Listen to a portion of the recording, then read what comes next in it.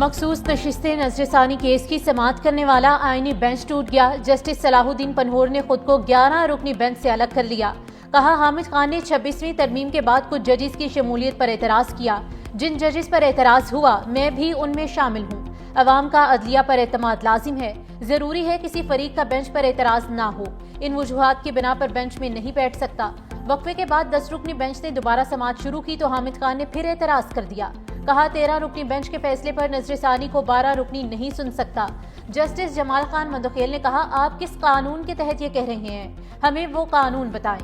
عزت سے عزت ملتی ہے۔ آج آپ کی عزت ہے تو سپریم کورٹ کی وجہ سے ہے۔ آج ہم ہیں، کل ہم نہیں ہوں گے، آپ نہیں ہوں گے۔ باصلاحیت بیوروکریسی ملکی نظم و نسق کے لیے بہت ضروری ہے۔ Army chief field marshal Asim Munir کا اداروں کو مستحکم کرنے کے لیے ملٹری اور بیوروکریسی میں تعاون بڑھانے پر زور۔ ISPR کے مطابق chief of army staff field marshal Syed Asim Munir کی سول سروسز اکیڈمی کے زیر تربیت افسران سے ملاقات۔ آرمی چیف نے قومی سلامتی کی ضروریات، داخلی اور خارجی چیلنجز اور علاقائی امن و قومی استحکام کے تحفظ میں پاک افواج کے کلیدی کردار پر روشنی ڈالی۔ کہا ادارہ جاتی یکجہتی، باہمی احترام اور قومی ترقی کے لیے مشترکہ مقصد کو وقت کی اہم ترین ضرورت ہے۔ سول سروسز اکیڈمی کے زیر تربیت افسران کے امن کے دوران کشمیر، KP اور بلوچستان کے آپریشنل علاقوں میں فارمیشنز کے ساتھ منسلک رہے۔ زیر تربیت افسران نے تینوں افواج سے متعلق مختلف ملاقاتوں اور دوروں کے ذریعے قیمتی تجربہ حاصل کیا۔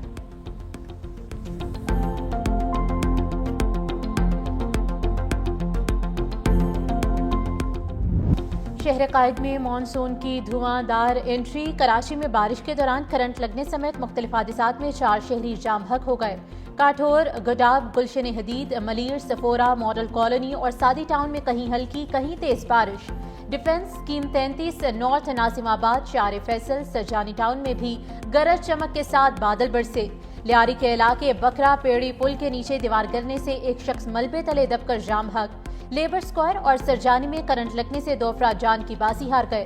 سپر ہائی وے جمالی پل کے قریب بائک سلپ ہونے سے 53 سالہ شہری جان سے گیا۔ چھتیں گرنے کے واقعات میں 20 سے زائد افراد زخمی۔ بارش شروع ہوتے ہی 300 سے زائد فیڈرز ٹرپ کر گئے۔ شہر کا بیشتر حصہ بجلی سے محروم۔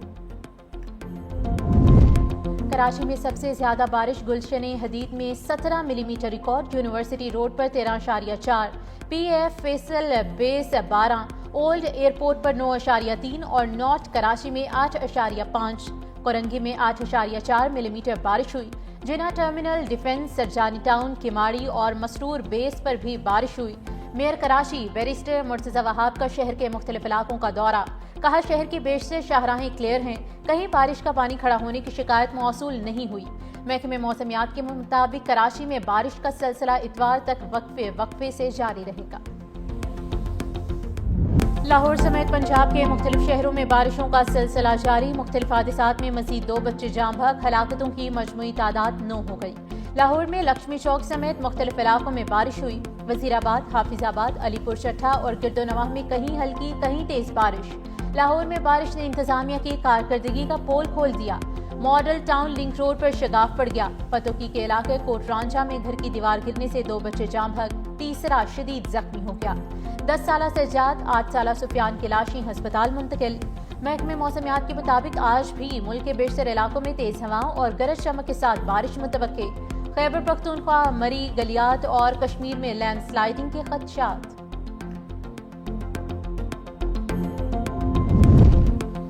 وزیر اعظم شہباز شریف اور امریکی وزیر خارجہ مارکو روبیو میں ٹیلی فونک رابطہ، تعلقات مضبوط بنانے اور بڑھانے کے لیے مل کر کام جاری رکھنے پر اتفاق۔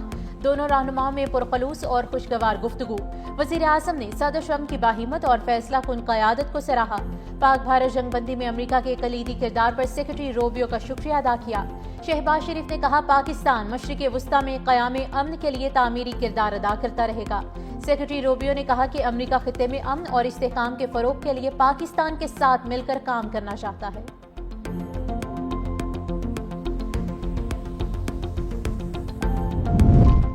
وزیر داخلہ محسن نقوی سے امریکہ کی قائم مقام سفیر نیٹلی بیکر کی ملاقات۔ پاک امریکہ تعلقات اور مختلف شعبوں میں تعاون بڑھانے پر تبادلہ خیال۔ وزیر داخلہ محسن نقوی نے ایران اسرائیل جنگ بندی پر امریکی صدر کی کاوشوں کو سراہا۔ وزیر داخلہ محسن نقوی نے کہا قیام امن کے لیے امریکی صدر کے زبردست اقدامات کو سراہتے ہیں۔ امید ہے ٹرمپ غزہ میں بھی جنگ بندی کرائیں گے۔ پاکستان امن کے لیے اٹھائے گئے ہر قدم کا خیر مقدم کرتا ہے۔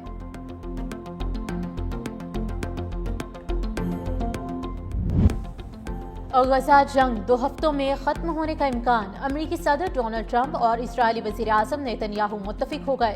اسرائیلی اخبار نے دعویٰ کیا کہ دونوں رہنماؤں میں ٹیلی فونک رابطہ ہوا جس میں غزہ جنگ کے جلد خاتمے اور ابراہم معاہدے کے توسیع پر اتفاق کیا گیا ہے۔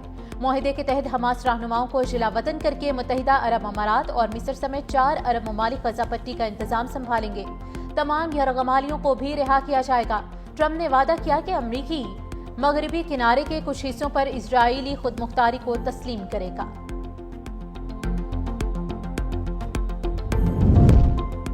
غزہ میں اسرائیلی بربریت جاری، 24 گھنٹے میں 62 فلسطینی شہید۔ اسرائیل نے حماس پر امداد قبضے میں لینے کا الزام لگا کر غزہ میں امداد کا داخلہ روک دیا۔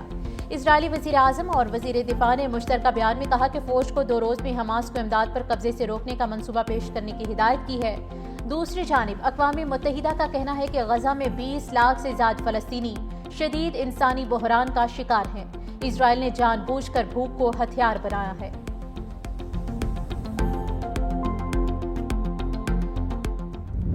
امریکہ خفت مٹانے کے لیے بڑی پریس کانفرنس کرنے پر مجبور، ایران کی ایٹمی صلاحیت تباہ کرنے کا دعویٰ۔ امریکی وزیر دفاع پیٹ ہیگس نے کہا ہے کہ ایران پر انتہائی کامیاب حملے کیے گئے۔ کچھ امریکی چینلز من گھڑت خبریں چلا رہے ہیں۔ CNN نے گمراہ کن تفصیلات جاری کی۔ IAEA نے بھی تصدیق کی ہے کہ ایران کی جوہری تنصیبات کو نقصان پہنچا۔ امریکی آپریشن کے نتیجے میں ایران اسرائیل جنگ بندی ہوئی۔ Chairman joint chiefs of staff general Dan Caine نے کہا کہ قطر میں امریکی اڈے پر حملے کی خبر پہلے ہی مل گئی تھی۔ ایران کا بڑا حملہ ناکام بنایا۔ میڈیا بریفنگ کے دوران ایرانی تنصیبات پر حملوں کی ویڈیو بھی دکھائیں۔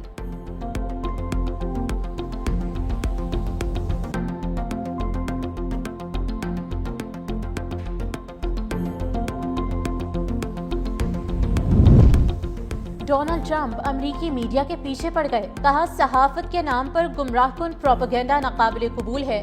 CNN، نیو یارک ٹائمز کے جعلی خبریں دینے والے رپورٹرز کو برطرف کیا جانا چاہیے۔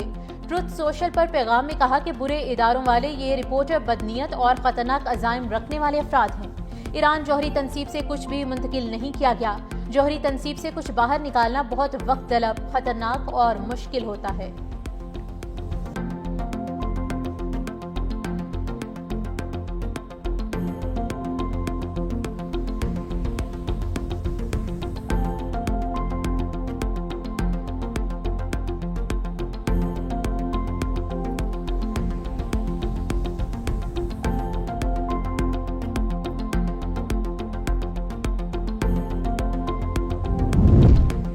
امریکہ کی ایران کو پابندیاں ختم کرنے کی پیشکش کا امکان۔ امریکی ٹی وی کے مطابق ایران کو بیرونی بینکوں میں اس کے $6 ارب استعمال کرنے کی اجازت دی جا سکتی ہے۔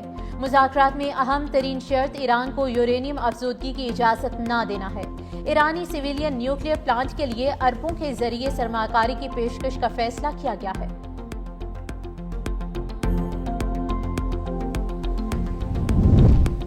تعاون معطل کرنے پر IAEA کے سربراہ کی ایران کو تنبیہ۔ بین الاقوامی ایٹمی توانائی ایجنسی کے سربراہ جنرل رافیل گروسی کا کہنا ہے کہ ایران کی جانب سے معائنہ کاروں پر پابندی نیا بحران جنم دے سکتی ہے۔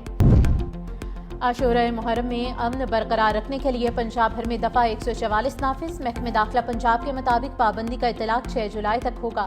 محرم الحرام کے دوران ڈرونز اڑانے کی اجازت نہیں ہوگی۔ جو ڈرون اڑائے گا اس کو گرفتار کیا جائے گا۔ سوشل میڈیا پر بھی نفرت انگیز پوسٹ کرنے کی اجازت نہیں ہوگی۔